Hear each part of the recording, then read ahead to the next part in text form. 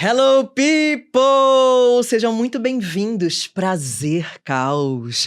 Um prazer que está começando de uma maneira tão forte, tão potente, com a força dos elementais, que está chegando, vermelho, Caos. Se fosse definir uma cor do caos, para mim seria isso, um misto de cores, mas o vermelho predominante. Bem, antes de falar sobre Vanessa, eu vou começar com minha autodescrição. Bem, meu nome é Aline Prado, eu sou jornalista e apresentadora. Eu tenho cabelo crespo, ele tá muito volumoso, bem cheio. Ele tem, eu não sei nem mais que cor, tá? Porque eu geralmente misturo tintas diferentes a que tiver na promoção da farmácia. Eu acho que ele tá um pouco hoje meio castanhado, avermelhado, eu não sei. Eu tô vestida com uma roupa que é uma roupa brilhosa. Eu sou uma mulher que sou chegada ao brilho.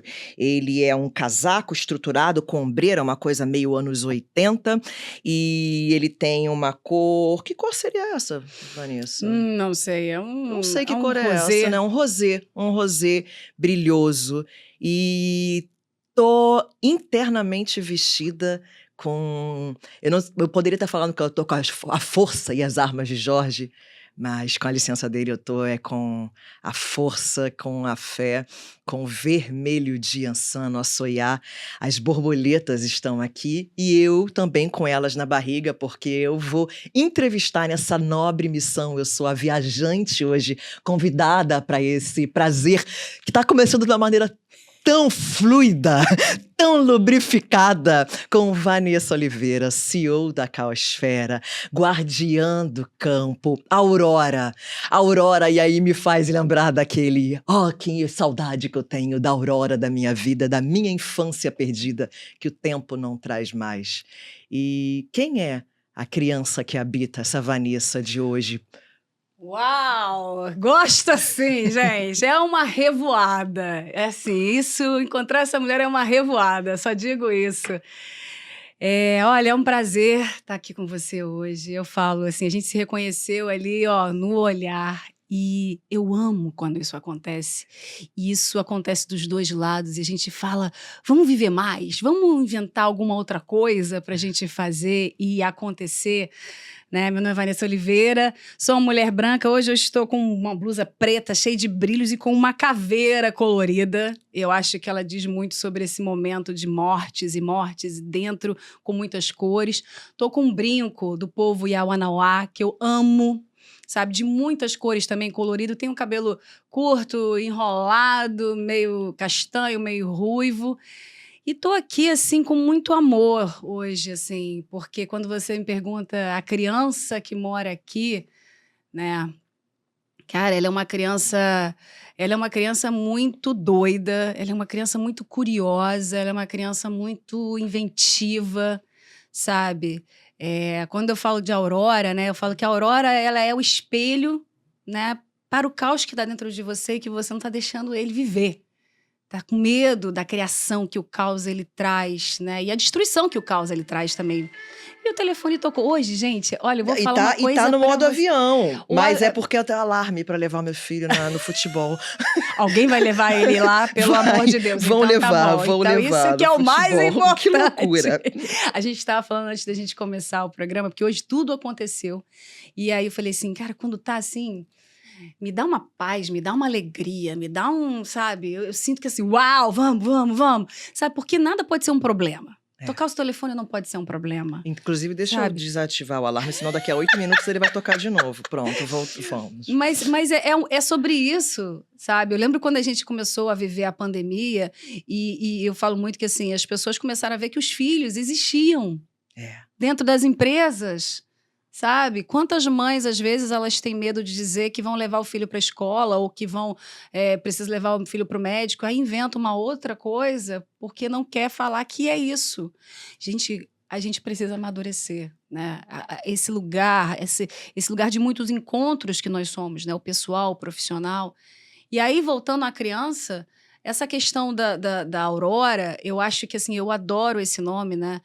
porque me lembra tanto a aurora do nascer do dia, quanto a aurora boreal no escuro, ou a aurora que também está no sul, que é essa mistura de várias cores no céu, sabe?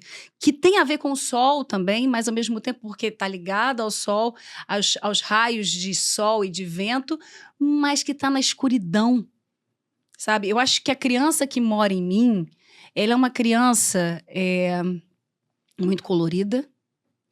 Ela é uma criança muito feliz por estar na Terra. Eu escolhi estar na Terra. E eu quero honrar esse compromisso. Sabe? Eu acho que a causa é sobre querer honrar esse compromisso. Mas essa criança tem medo de quê? Você sabe o que é engraçado? A gente começou a falar de Oiá, e Oiá está aqui hoje de uma forma muito presente. E aí eu olhei e falei, menina, o raio, agora que eu vi, porque cada programa tem uma imagem diferente, e hoje o dela foi raio. E é engraçado quando você fala, essa criança tem medo de quê? Eu me lembrei que era uma coisa assim, aí as coisas são herdadas, né? E depois elas têm que ser sacudidas dentro de você, né? A minha mãe sempre teve muito medo de raio, que veio, agora eu não lembro se é da tia dela, se era da avó dela, mas alguém também tinha medo de raio, de chegar que quando tinha raio, escondia dentro de casa as coisas de metal, a colher, sabe? Minha mãe sempre teve medo de raio. E aí, aquilo vem, né? Medo de raio, medo da escuridão, aquela coisa assim, não pode dirigir à noite. À noite é mais complicado, melhor dirigir de dia. Então, é interessante porque hoje a gente está aqui sentado com raio, e eu me lembrei numa viagem que eu fiz de avião. E já fez a viagem de avião quando tem raio? Já. Cara, é uma mistura de muitas coisas. Uhum. Foi uma das coisas mais lindas É lindo, que eu já vi. É lindo demais, dá medo demais, mas curiosidade demais. Mas você entra em estado de choque com aquele medo. Não é aquele medo que assim, ai, que coisa ruim. Não, é um negócio assim, é que nem o fogo. O fogo, ele é vibrante. Quando eu vejo uma fogueira, eu fico hipnotizada. Entendeu? E eu esqueço até que o fogo pode me machucar se eu enfiar dentro do fogo. Mas a minha vontade é entrar. Uhum. Então, essa é a minha criança. Ela tem medo. Ela pode ter medo, mas ela fica eletrizada pelo medo. Ela fica realmente eletrizada. Ela olha as coisas e fala, tenho medo ali. Aí já fica assim, ó. Já fica se coçando, entendeu? Do tipo... Porque no medo existe uma fronteira a ser atravessada. Sabe? A gente não tem que negar o medo, sabe? Você tem medo de quê? Eu já tive muito medo. Eu já tive medo demais, e um medo extremamente paralisante. E de tudo que eu tinha medo, eu chamei na minha vida. Eu tinha... A minha criança era uma criança muito invisível. Então eu cresci querendo demais ser famosa, querendo demais ser notada, querendo demais ser vista. E quando eu cheguei num lugar de visibilidade midiática, que foi a fama ali, que foi quando eu apresentei o video show, que eu fui a primeira apresentadora negra do video show, eu tive o downgrade midiático, que era meu primeiro medo. E ali foi um ano inteiro enfrentando todos os meus medos. 2 meses depois da demissão, eu tive a história do... Tem o humor, né? E tem que tratar com muito humor, porque senão seria muito duro. E eu tô muito no lugar de busca de muita cura. Mas eu tive uma depressão muito forte. E aí, 2 meses depois, invadiram a minha casa, fizeram a minha família reféns. Tudo na sequência? Tudo na sequência. 2 meses depois da demissão, veio a invasão da casa, que era uma coisa que eu tinha muitos sonhos recorrentes também, de que eu acordava sendo atacada. E eu acordei sendo atacada com a arma na minha cabeça, tudo. Todos nós, minha família inteira amarrada. Eu startei a síndrome do pânico. E dali adiante foi uma sequência, né? Eu engravidei, aí era uma menina, 4 meses depois eu perdi a menina, e nessa época eu não tinha dinheiro, eu perdi no hospital público, com mulheres que não me assistiram. Eu fui largada, tive a mão largada por mulheres.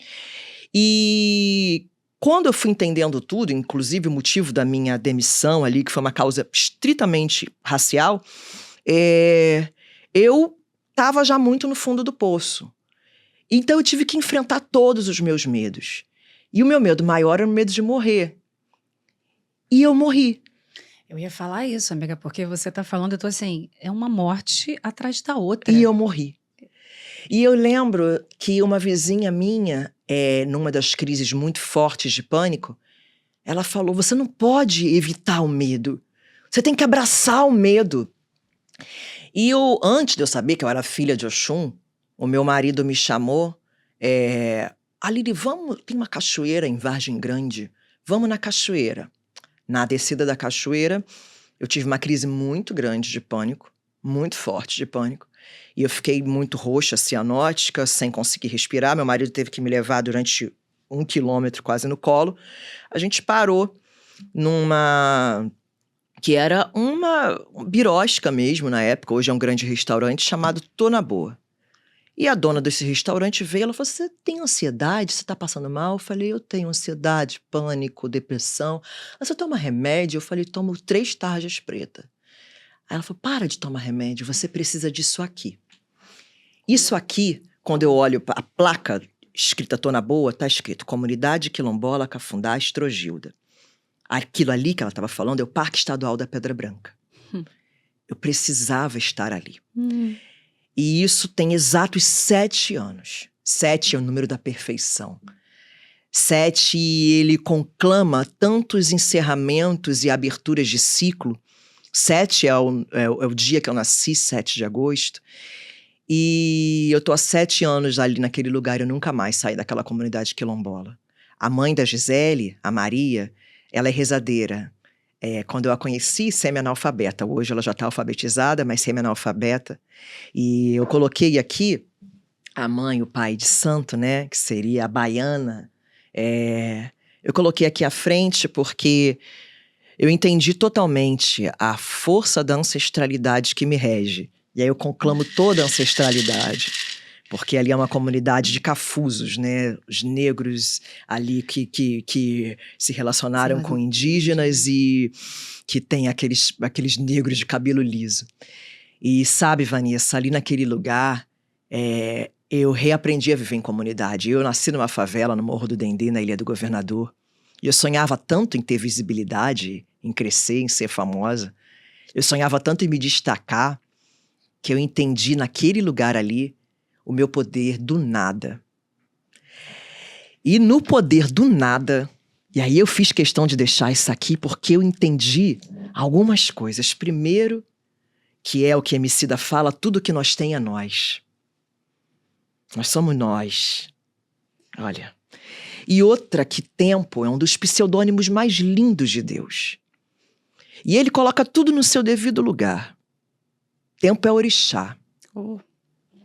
Ou como diria o encerramento ali da carreira de Gilberto Gil, musical, tempo é rei. Então, é isso. Nossa, olha, eu tô aqui te namorando, você falando todas essas coisas. E é muito maravilhoso esse encontro, porque assim, você tem o nome da minha irmã, Aline. Aí você falou, nasci 7 de agosto, minha irmã, 11 de agosto, é Leonina, que nem você. Leonina. E você fala dos nós, e ela trabalha com nós, ela faz... Macramê. Né? Não, ela faz um pouco de tudo. E ela tem uma marca que chama Nó de Quê? Porque é do que você é feito. Né? Quais são os nós que você tem dentro de você e que também somos nós.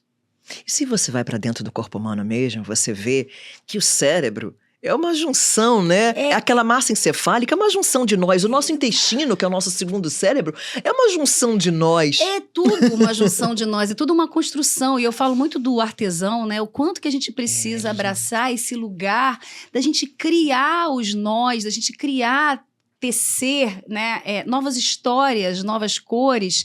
Eu estava te ouvindo, né? E uma das coisas que eu reflito muito, né, e trago através da Caosfera sempre esse lugar, né, da questão do que é invisível e das pessoas que foram invisibilizadas quando a gente olha o discurso, né, da sociedade.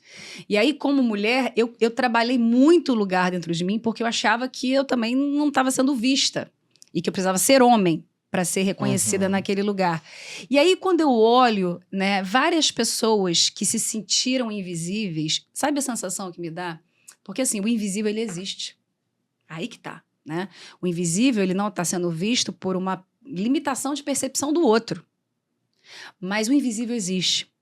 E muitas pessoas têm trabalhado nesse invisível da sociedade e desenvolvido ferramentas humanas que a sociedade precisa. E a minha sensação que a gente está vivendo no momento agora é que todas essas pessoas que estavam no invisível trabalharam tantos lugares dentro de si, tantos lugares, movimentos diferentes que foram necessários ali para uma questão de sobrevivência. Que a minha sensação hoje é que essas pessoas elas estão vendo e estão vindo, elas estão se vendo, né? Porque você quando vai, pelo menos para mim aconteceu muito isso, assim. Eu comecei a perceber que eu não me via, eu não me reconhecia, eu não me aceitava. Quando eu comecei a olhar e tipo assim, se o outro não me aceita é um problema dele, mas eu tenho que me acolher. E aí inverte o eixo, porque quando você se acolhe e você vai de novo para a arena, vamos dizer assim, e você olha para o teu corpo e fala assim, eu existo, o outro, ele pode querer fazer o que ele quiser, mas ele não vai conseguir não te ver. Porque você se empodera num lugar... De uma forma. De uma forma que aí a pessoa que, vamos dizer assim, se a gente fala principalmente de homens brancos héteros, né? E aí nada contra homens brancos héteros, é uma questão de movimento do que a sociedade ela foi tecendo no decorrer dos séculos. Existem lugares que precisam ser desenvolvidos nos homens héteros brancos que não trabalharam o invisível.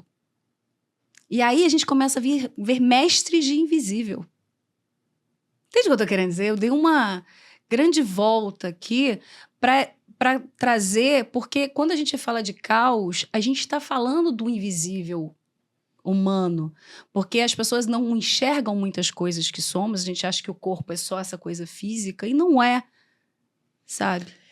E nada desses elementos estão aqui à toa, nada. Cenicamente falando. E aí, vamos lá. Quando você fala do que a gente está voltando para esse lugar... Quando eu peguei essa figura de Gaia aqui, né, do planeta, essa mulher aqui desnuda, com o ventre completo, do ventre cheio, a gente precisa reparir para reparar. A gente precisa voltar para a fonte. E aí, quando a gente para olhar, e eu gosto muito, assim, como as palavras me foram... Eu fui a primeira da minha família a me formar. Como as palavras me foram muito caras, eu gosto de usar a palavra como eu uso roupa. Eu gosto de pegar a palavra ali. E aí, quando eu paro para pensar, eu falei assim, gente, orientação. Quando a gente fala sobre orientação, a gente está falando sobre o futuro, mas quando a gente pega ali a primeira sílaba, Ori. Ori é a cabeça. Ori é a fonte. Ori. Então a gente precisa voltar para a fonte. E aí vem Sankofa, que é aquele símbolo adinkra, que é um pássaro com bico voltado para a cauda, que a gente precisa voltar ao passado para ressignificar o presente e construir um novo futuro. Então é só na natureza, e a gente precisa se entender natureza. A gente precisa entender que não é a natureza, somos natureza. Somos a fonte. E a gente precisa se voltar sempre para dentro. Quando eu escolhi aqui colocar esse arco que eu queria colocar na minha cabeça, mas meu cabelo já é uma alegoria por si só, pedi para colocar aqui esse arco que para mim remete à escola de samba.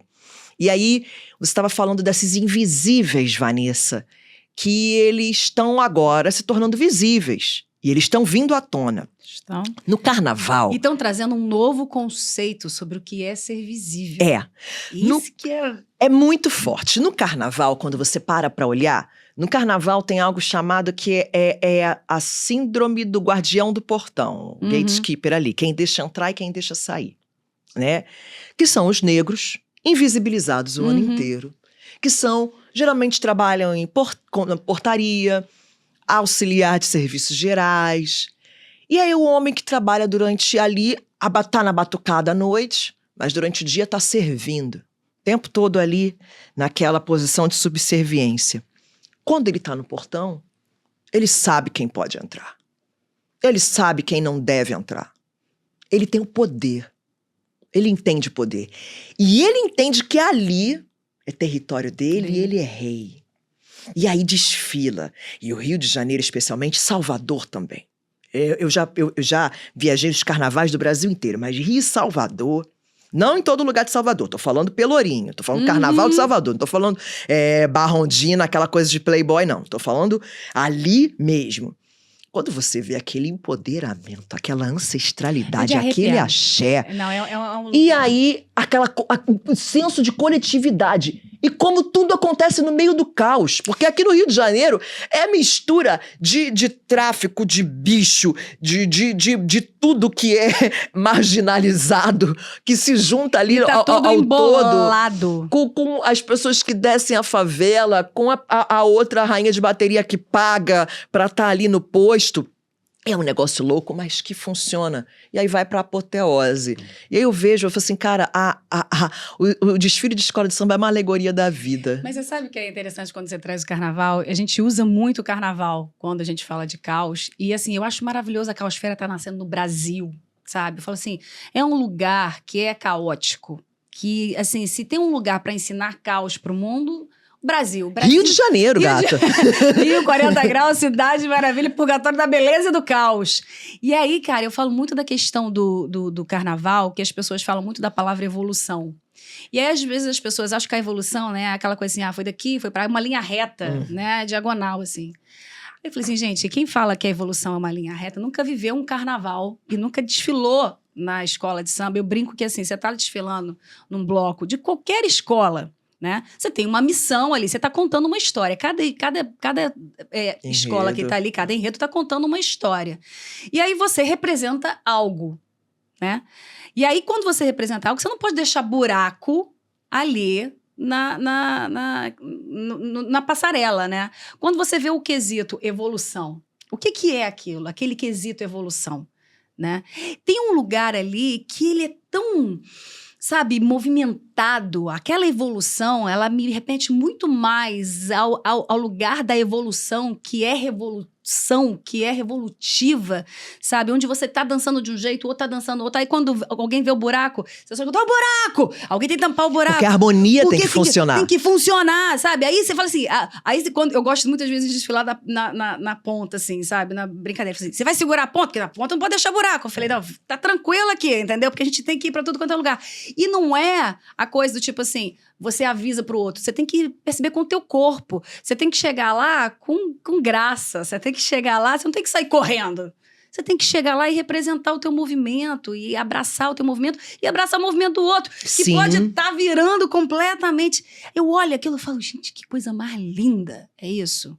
Então, assim, a evolução, eu acho, num lugar de caos, ela sempre me remete a um desfile de escola de samba. Sabe? Que é todo mundo, qual é a nota? Nota 10, nota 7, nota 10. A gente tem muita nota ainda pra gente, na verdade, trabalhar a nossa evolução. Porque a nossa evolução ainda tá querendo ir numa reta, sozinha, diagonal, ao invés de estar nessa coisa viva.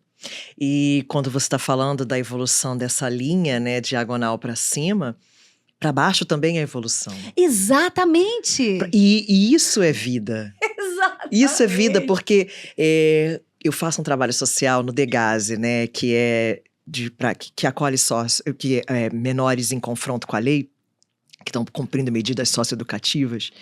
E eu sempre gosto de perguntar para eles de sonhos, né?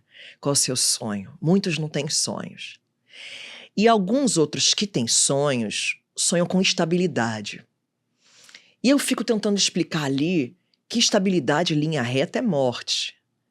Quando a gente busca estabilidade nessa vida e a gente fica tanto, não, porque eu quero conseguir ali, tá bem, sustentar a família. Não, mas você vai ter alguma coisa, porque do nada entra uma doença no meio. Uhum. E aí mexe com a ordem natural, que você achava que era a ordem natural das coisas. Porque a ordem natural das coisas é caótica. É essa escola de samba, entendeu? É eu falo a escola assim, de samba. Quem acha que a vida ela é essa reta deveria desfilar um dia na vida, sabe? Para perceber o que é. Você tá carregando várias coisas, e às vezes pesadas, e várias cores, e você dançar com aquilo, e você se sentir a pessoa mais linda da face da terra. Mas muitas dessas pessoas até desfilam, Vanessa. Mas essas pessoas, elas querem tanto performar o que o sistema está impondo e mostrando para elas, e eu tô falando muito de mim e muito de onde eu vim. Porque a gente já nasceu desfilando. Isso é verdade. A gente já nasceu numa escola de samba, mas a gente quer performar estabilidade. A gente quer performar um outro tipo de beleza. É aquilo que você estava falando, né? Na questão de as palavras e as coisas, elas significam, né? Eu falo assim, como que você desfila? Tudo bem, mas você já olhou o desfile como um exercício da sua vida? E ressignificar aquele olhar, porque a gente falou outro dia num programa sobre a questão do direito de caos, porque são pessoas que não tiveram direito de caos, vamos colocar assim, né? Porque no final das contas eu falo assim, a partir do momento de uma sociedade que a pessoa tem que se preocupar com a comida, com se preocupar com a casa, preocupar com pagar a conta, preocupar se na verdade ele está sendo respeitado por quem ele é, pelo corpo que tem, pela cor que tem, pela forma que age na sociedade. Em que momento que essa pessoa, ela olha e fala, eu preciso trabalhar a consciência? Em que momento que essa pessoa olha e fala... a gente estava conversando outro dia no programa sobre, assim, a consciência virou um item de luxo, só que no final das contas, o próprio luxo, se a gente olha a etimologia da palavra, o luxo é o que transgride o que é normal. Então a gente precisa ressignificar o que é normal. Entende onde eu tô querendo chegar? E aí, assim, com toda a certeza do mundo, muitas pessoas desfilam hoje, mas elas vivem o caos em outro lugar também, que precisa ser abraçado e empoderado, porque o caos não necessariamente está...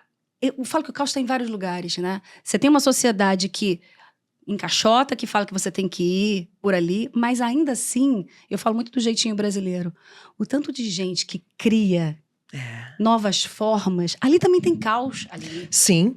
E aí, vamos lá de novo para a palavra? Vamos lá. O tanto de gente que cria. O tanto de gente que cria. O tanto de gente do criador, criação, criança. Criança. É isso aí. Então, quando você vai ali para a origem de cria, ali para o radical cria, você entende também o que o caos habita. Quando você entra numa favela, a criatividade que existe ali dentro, de quando você consegue multiplicar o feijão, de quando você consegue transformar qualquer item em artigo de venda para você sobreviver. O quanto que você tem que rebolar para pular uma fossa aberta, para pular ali que está passando esgoto a céu aberto, descer e subir ladeira. A arquitetura do caos da favela, a arquitetura, o quanto que aquilo diz sobre quem sobrevive naquele lugar. O equilíbrio que tem daquelas casas que ninguém imagina, porque se você chama qualquer arquiteto desse mundo mais qualificado, não vai entender a engenharia dos pedreiros que fazem aquelas casas ali no alto não ruírem. Quando a gente começa a olhar uma mãe que tem que trabalhar fora, uma mulher que geralmente, assim, e é quase que uma regra, das mulheres sozinhas, das mães solos ali, que tem que sustentar os seus filhos e tem que trabalhar, criando o filho dos outros, limpando a casa dos outros, e voltar para casa, e aí o filho mais velho, ou a filha mais velha que tem que ficar ali coordenando os outros. A criatividade de quem entra pro tráfico de drogas e que tem que ali acordar e comer a sua quentinha, e saber manipular uma arma, e se defender e atacar. A criatividade de quem não teve oportunidades e que cria suas próprias, cria o tempo todo. E aí que eu te pergunto, você acha que essas pessoas têm a consciência de que elas são criadoras? Dentro de si, e aí quando eu paro pra olhar, eu falo assim, caramba, é engraçado demais, né? Eu me pergunto tem uns muito 20 isso. e poucos anos que eu saí da favela. E 20 e poucos até mais, né? Mas toda vez que eu volto, eu fico defrontando, assim, eu fico refletindo sobre o quanto aquelas pessoas são naturalmente felizes. Elas têm DNA de felicidade, de pandeiro, de batuque, de gritar, o barulho, né? Tem muito barulho. E aí quando eu volto pra minha vidinha classe média, aí eu fico olhando os meus desafios e as minhas dificuldades de pagar a conta. E eu tenho dinheiro para pagar a conta, né? Às vezes tem que decidir qual que vai pagar. Mas eles não. E como eles fazem ali para sobreviver. E se juntam, e não só sobrevivem, como eles ajudam os outros, porque é uma lógica altruísta muito forte. E as linhas ali são muito não delimitadas, porque se metem muito na vida um dos outros, tal. Mas quando o bicho pega pra um, o bicho pega pra geral. Pra geral. Pra geral. Então, eu acho que intuitivamente, Intuitivamente, eles sabem o poder da criação. Intuitivamente, Maria Amélia, minha avó, ela fazendo bolinho capitão e dando pros netos ali, e multiplicando a comida, e ainda chamando os vizinhos que não tinham possibilidade de comer, intuitivamente minha avó sabia. Meu avô, quando veio do Nordeste para analfabeto, para trabalhar na implantação de uma empresa aqui, e que construiu a casa para cada filho, porque ele entendia que o futuro não ia ser muito maneiro para os filhos dele. Então ele foi construindo ali com o que ele podia, porque ele já tinha que deixar. E ele entendeu que a educação também era muito importante. A lógica dos meus pais de entender que eles tinham que muito preservar a educação para a gente conseguir sair daquele lugar e não se envolver e não virar traficante ou mulher de traficante e tal. Então, assim, eu acho, intuitivamente eles sabem. Porque quando eu te faço essa pergunta, né, eu sinto que está dentro de todos, mas o que muda dentro de um criador a partir do momento que ele sabe que ele é criador?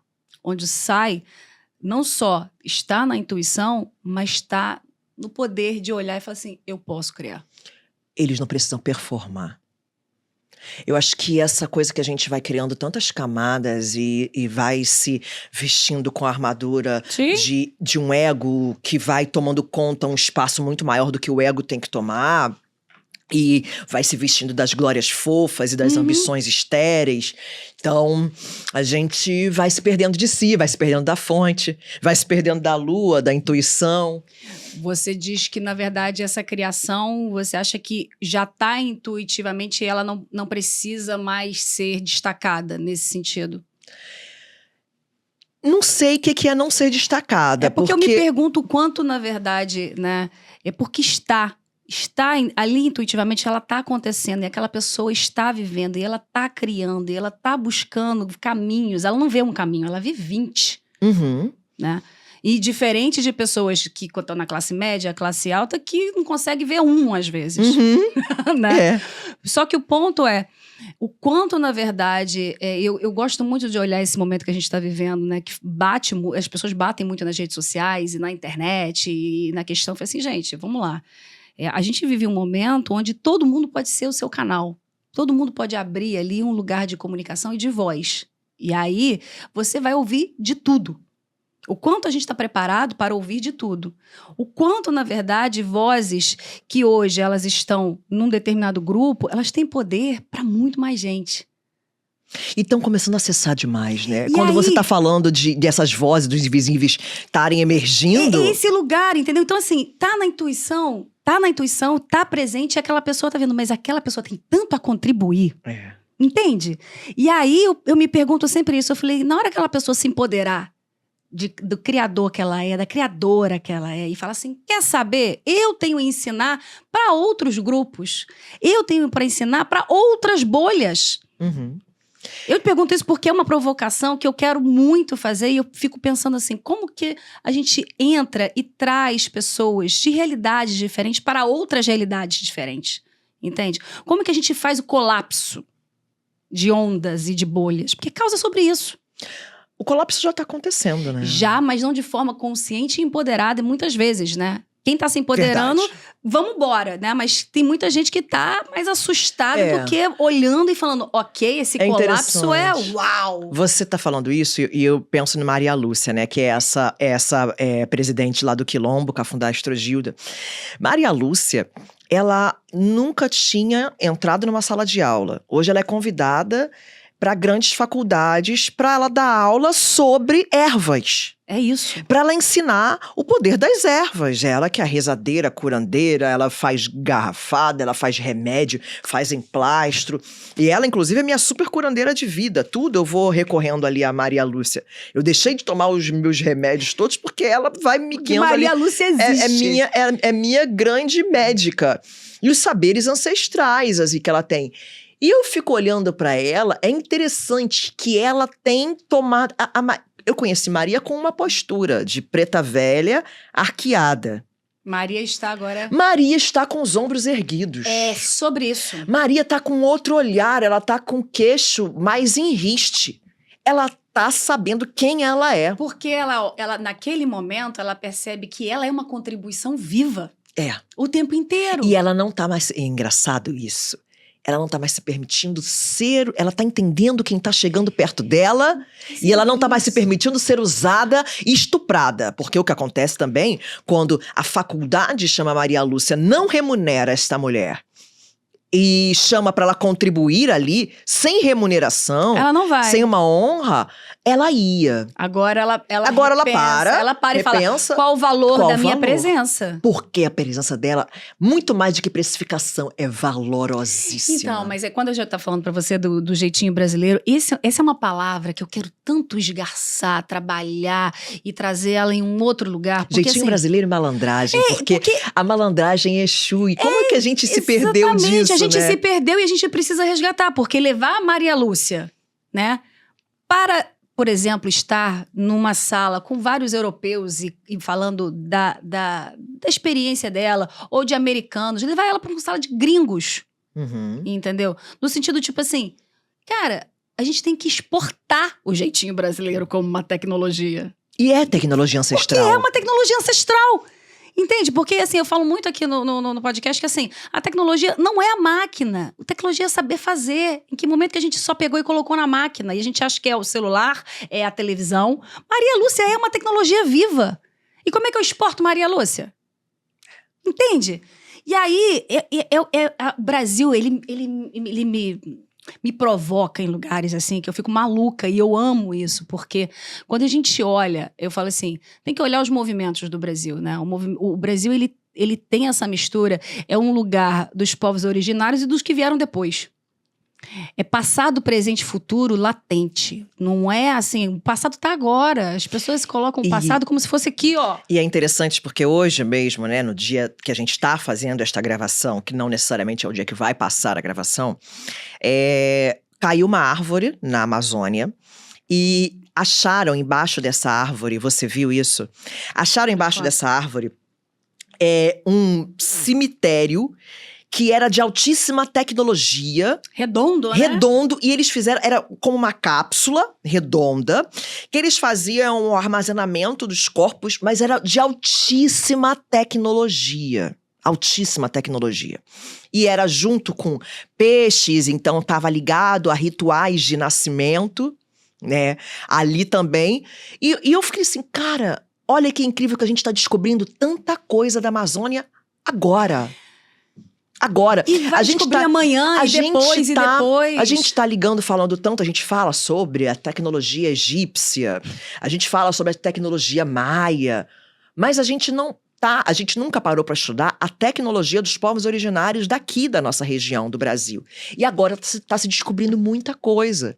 As pirâmides que tem embaixo ali também da Amazônia, tudo tá se descobrindo agora. Porque é isso, a gente não sabe nada, a gente acha que a gente já sabe tudo, que tá tudo dominado, que o pensamento já tá dominado, e na verdade a gente tem 1 zilhão de coisas para descobrir que a gente não sabe. Sabe, você estava falando, me lembrou muito a Thames. A Thames é uma mulher medicina maravilhosa, que faz parte da minha vida, e ela tem ascendência, né, da Amazônia, era uma mulher indígena, ela trabalha, né, para mostrar, né, os saberes, os fazeres, essa tecnologia viva. E ela é uma guerreira, a bicha, ela fala inglês, ela vai lá para a Bélgica e fala a língua dos belgas para explicar o que está sendo feito, como está sendo feito.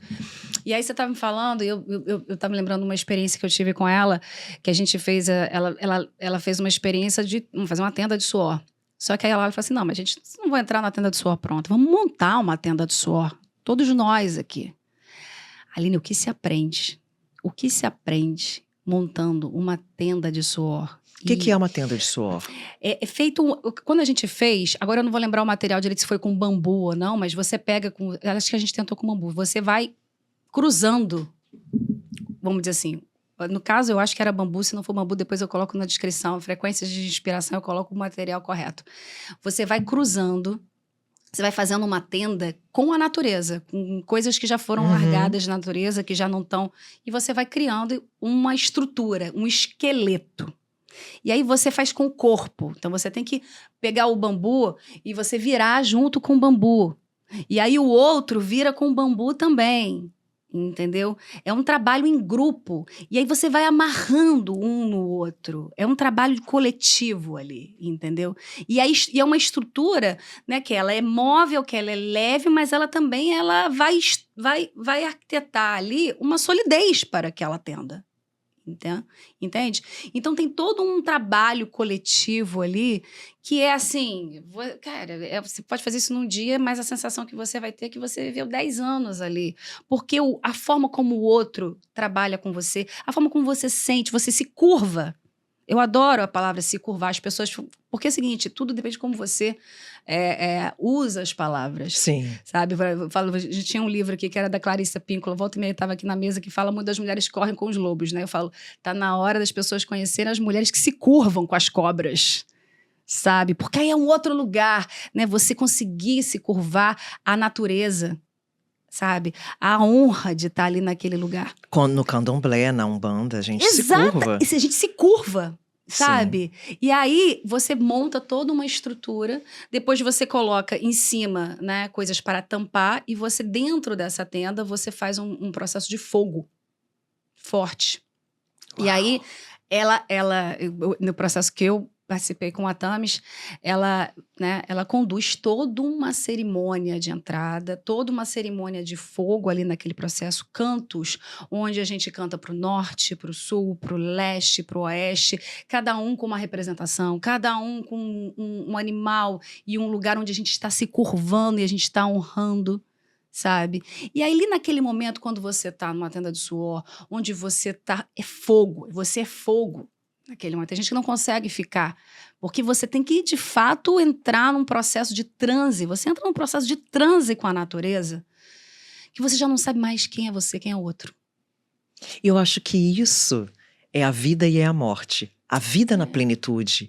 E a morte é a gente não saber mais quem é a gente, quem é o outro.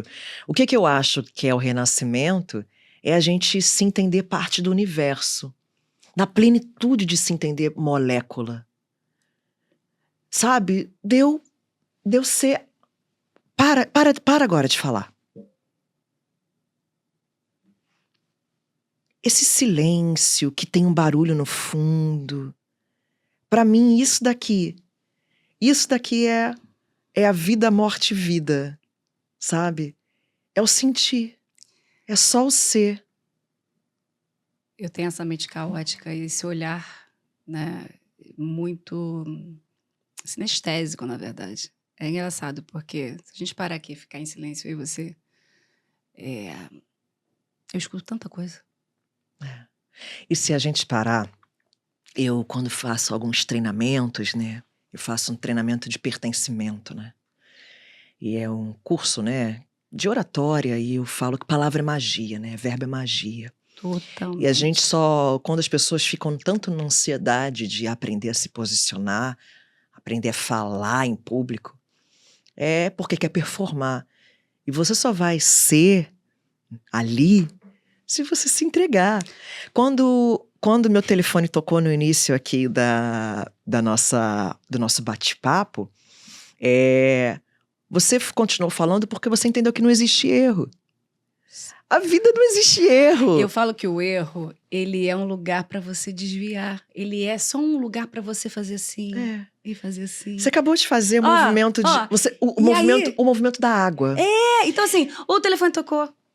E eu tô viva aqui, ó. E a gente Porque a vida é a gente não brecar na curva do rio. É a gente entender que como que é a força. Vamos lá então, vamos voltar pra minha mãe, Oxum. Aí a gente lá, a moléculazinha de água vai brotando ali da terra, né? Aí vai se juntando a outra molécula, porque vai entendendo que é na força da coletividade que a gente ganha maior fluidez. E ela vai ganhando maior corpo, e vai se mexendo, e vai fluindo. Aí tem a curva do rio. E aí ela é tão forte, que se tiver um tronco, se tiver ali alguma barreira, ela evapora, vira chuva e volta a fluir. A água acha o seu caminho. E a gente precisa perceber que a gente não é sólido, líquido, gasoso, a gente é água, a gente é o estado puro de qualquer elemento e que ele continua se movendo e vagando e se transformando. Aí, porque é interessante, você tem lá uma grande tora que impede a passagem daquela água, mas você tem um buraquinho. Porque tem essa coisa também, não posso diminuir. Mas às vezes você tem que diminuir para você caminhar. E aí a gente não pode ver também o diminuir, mas é isso, porque a gente vive uma sociedade que usa as palavras como opressão. E a gente precisa se libertar. E o diminuir, às vezes, é estratégia de sobrevivência. Completamente. Aí vamos lá, como que a nossa ancestralidade fez para diminuir? Diminuir o cabelo, e aí trançava nos seus cabelos as rotas de fuga. Trançava nos seus cabelos colocando arroz para não passar fome onde fosse chegar do outro lado do Atlântico. Isso é tecnologia purinha. Pura. E intuitiva. Quem ensinou? Como é que foi? A oralidade. É oralidade, é um outro lugar. A gente começou o programa falando de Oiá, e aí eu me lembrei agora de uma história que eu gosto de contar, né? O quanto que essas borboletas hoje que estão simbolizando esse lugar, né? As viagens que uma borboleta faz, né? Tem uma borboleta, quando eu fiz o show Alma de Vento, eu coloquei porque tem várias Vanessas que são borboleta, aí tem uma Vanessa que chama Vanessa dos Cardos. Menina, essa Vanessa, ela sai lá do deserto do Saara e ela cruza, ela vai lá para a Europa. Só que o ponto é, a borboleta que ela vai e depois ela volta. E aí, muitos cientistas, muitas pessoas estudam essa borboleta. Por quê? A borboleta que vai não é a que volta. Se eu não me engano, são 6 gerações de borboleta ou mais para fazer esse caminho. E aí, como que uma borboleta ensina o caminho para outra borboleta? Sabe? Do que a gente está falando, né? E quantas borboletas passaram antes da gente estar aqui nessa mesa hoje? Quantas borboletas tem aqui comigo? Quantas borboletas tem com você aí? Para a gente chegar nessa conversa, nesse lugar, lugar de troca, sabe?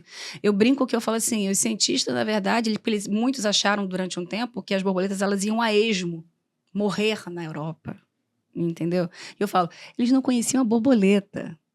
A gente está falando de memória genética, a gente está falando de ancestralidade, a gente está falando de conexão, a gente está falando de lugares invisíveis que a gente precisa se empoderar, sabe? E é para a gente entender que essas bolhas que estão aí, na verdade, elas são moléculas de uma bolha muito maior, sabe? E que a partir do momento que eu olho para você e percebo que você está nessa mesma bolha que eu, cara, o que a gente pode criar? E aí eu comecei falando e me perdi no meu raciocínio, porque eu falei do pertencimento, do treinamento. E aí eu faço as pessoas ficarem em silêncio durante 1 minuto contado no relógio, se olhando. Eu falei sobre isso ontem, Aline. Se olhando, 1 minuto. Você estava aqui junto? Eu não sei, é uma sincronicidade que você está falando, eu tô assim. É energia. Eu não tô acreditando que ela tá falando 1 minuto no sobre relógio. E aí, inicialmente, as pessoas, elas evitam o olhar, né? A janela da alma. É invasivo demais esse olhar uma no olho da outra. Então tem o tabu de um homem olhar para uma mulher olhar para o homem, ou uma mulher olhar para uma mulher, um homem olhar para o homem. O que eu vou sentir? O que essa pessoa vai ler em mim? Então vai se olhando, vai se olhando, vai se olhando.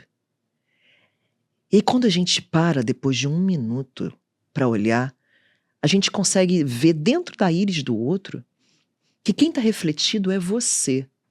Porque eu te pertenço. Você me pertence. A gente fala do aprendizado por inspiração, né? Eu tô respirando você, você tá me respirando. Quando eu falo você me inspira, você tá respirando a Vanessa. Quando eu te inspiro, quando você me inspira, a gente tá uma respirando a outra. Sabe? Então eu falo que assim, a gente veio numa sociedade que aprendeu muito por medo. E tá aí, tem vários aprendizados por medo, né? Só que em que momento a gente aprende pela inspiração? Que momento que a gente olha para o outro e fala, quanta beleza tem ali? Sabe? E não no lugar de eu quero competir com uma outra mulher, eu quero competir com um outro homem, eu quero competir no sentido de eu tenho que me destacar e perfumar em relação àquela pessoa. É porque essa lógica judaico-cristã ocidental, ela dogmatizou o medo, ela institucionalizou o medo e fez o religare, a religião, a religiosidade, através do medo.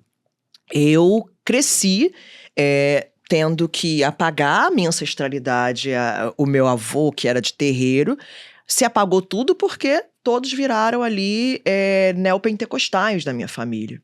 E eu cresci no neopentecostalismo. Eu fui presidente de escola bíblica dominical, presidente de grupo jovem, professora de escola bíblica dominical, fiz curso de teologia. E em determinado momento eu entendi que foi nesse momento que eu fui pro fundo lá do poço, né? Que eu fui me encontrar comigo ali, minha viagem maior, que foi quando eu tive que abraçar todos os medos na minha depressão, síndrome do pânico, ansiedade. Eu fui reconhecendo a minha ancestralidade. Quando eu pisei na primeira vez num terreiro, que eu fui gravar um documentário para a BBC, que eles me chamaram para visitar um terreiro pela primeira vez, eu fui pisar no terreiro. E quando eu pisei, eu falei, eu sempre estive aqui. Eu já conheço todo mundo aqui. Eu já conheço todas essas entidades, elas estão comigo desde sempre.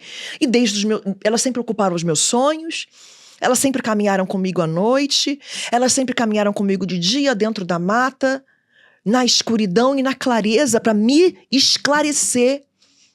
Então, eu já estou em casa.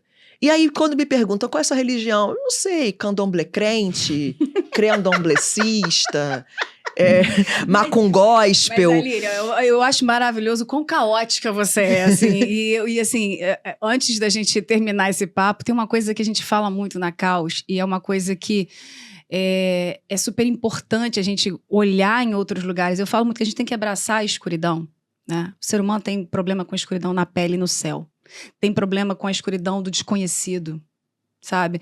Eu falo que assim, quando a gente olha, né? Quando uma pessoa branca pela primeira vez encontrou uma pessoa preta, tirando tudo que a gente sabe da história, tudo que aconteceu, eu sempre me pergunto o que ela sentiu. Quando ela olhou aquele corpo diferente do dela, o que ela viu? Né? Ela viu o mistério, ela viu o desconhecido, ela viu o que ela não controla, sabe? Porque isso está ainda nas pessoas.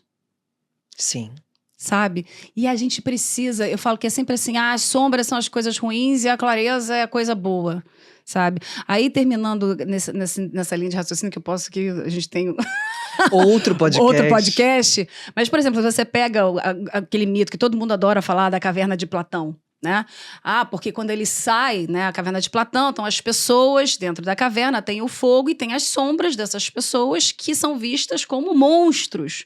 Né? Ali a opressão é um corpo que nasceu ali dentro daquela caverna e não saiu. E aí que uma pessoa sai, e aí ela encontra a iluminação, o sol, o bem, né? Todos os lugares, porque é sempre esse lugar, né? O yin e o yang, o sol, a lua. O sol é sempre maravilhoso, a lua é difícil, a lua tem a face que não vê, né? Mas é interessante porque quando a gente começa a olhar, né, essas pessoas que estão dentro da caverna, né, com medo das próprias sombras. Aprisionadas, vendo simulações e simulações, mas o ponto é, quem está criando essas sombras? E aí, em que momento essas sombras elas podem parar de ser os monstros e pode se tornar uma brincadeira de criança fazendo pato na parede? É só mudança de narrativa. E mudança de narrativa. Quem tá criando, quem tá controlando essa narrativa? Quem tá criando, quem é que está fora, quem é que está dentro. E aí a gente vai lá, vamos lá pra encerrar. Queima dos livros, domínio, choque de todas as civilizações. A primeira coisa que se faz é acabar com os livros, é queimar os livros. A gente viu isso na Alemanha, a gente viu isso quando os negros escravizados, a gente tem o cemitério dos pretos novos aqui no Rio de Janeiro, que tem assim, que foi impedido, eles foram impedidos de falar seus idiomas, foram impedidos de trazer as suas culturas, os seus nomes, então eles queimaram a história. Então quem teve o controle da narrativa é através disso, então a gente precisa mudar. A caverna é maravilhosa de se habitar, os simulacros e simulações são lindos e a gente precisa só mudar a dinâmica dessa narrativa. A narrativa é de todos, é de todas, é de todos. Então assim, quem é que tem esse controle? Todos temos esse controle de narrativa. É esse o lugar que a gente precisa abraçar. Né? Então, assim, a caosfera é isso. Então, a caosfera é esse encontro. Me fala uma coisa, a última pergunta que eu vou fazer. A gente está encerrando. Quando eu cheguei aqui para fazer entrevista aqui no podcast, aqui no Caosfera, você me pediu para tirar as cartas. Eu tirei a lua, você tirou a sacerdotisa. E a gente se conheceu muito rápido quando eu te fiz uma pergunta, mas a gente teve uma sintonia de energia, assim. A gente, os raios foram assim, no nosso olhar. Falei, caramba, não era pra ter te entrevistado naquele dia. Não era, você não tava no meu roteiro de entrevista, mas eu me apaixonei pela sua sombra aqui, literalmente sombra de olho que você tava usando, colorida. Falei, essa mulher maravilhosa, colorida, muito interessante. Por que eu tô aqui? Eu vou te dizer uma coisa. A Caosfera é um lugar de energia. Eu não sei se eu te chamei, você que veio, ou as duas coisas, mas eu sinto que a Caos, ela é um lugar de... Tá na hora da gente renascer, sabe? E aí, quem vem é sempre uma surpresa, é sempre uma alegria, é sempre um aprendizado, mas eu vejo a Caos como esse organismo vivo. É vivo, sabe? E quando eu olhei para você, a Caos, né, ela foi parida desse corpo e ela vai ganhar vida em outros corpos. Essa é a intenção, é desplugar, sabe? E aí é muito interessante porque eu sinto. A Caos, ela é um movimento de sentir. E eu senti você. Eu olhei, eu falei, uau! Sabe? Porque são pessoas que estão chegando cada vez mais com vontade de falar, com vontade de mostrar, independente do que vai mostrar, sem medo de trocar. Porque se a gente não fizer isso, a minha sensação é que a gente, como sociedade, como planeta... A gente não tem que salvar a Terra, porque a Terra vai continuar, ela pode explodir de novo e daqui a pouco ela tá ali. É a gente que é formiguinha que vai embora, entendeu? E aí o ponto assim, a gente vai embora. Só que aqui é tão maneiro, aqui é tão legal, como é que a gente cuida da gente? Então, quando você me pergunta por que você tá aqui, eu acho que a gente tá aqui para cuidar da gente. É o que eu te diria. E assim, uau. Só eu sei o que eu tô sentindo agora. Eu tô aqui porque eu te pertenço. A gente tá aqui porque a gente se pertence. A gente se pertence. E a gente te pertence. Vambora. Vanessa Oliveira! Uau. Muito obrigada, gratidão. Gratidão pelo convite, gratidão pela permissão da gente ser tão bom quando a gente chega nos lugares e a nossa energia sente que não precisa de proteção, só precisa de fluidez. Não, a gente só precisa se aceitar, porque é aí que a gente vai construir, de fato, um lugar diferente pra gente ser diferente. Axé. É gira! É gira isso aqui, meu bem! Só vem! Prazer, Caos!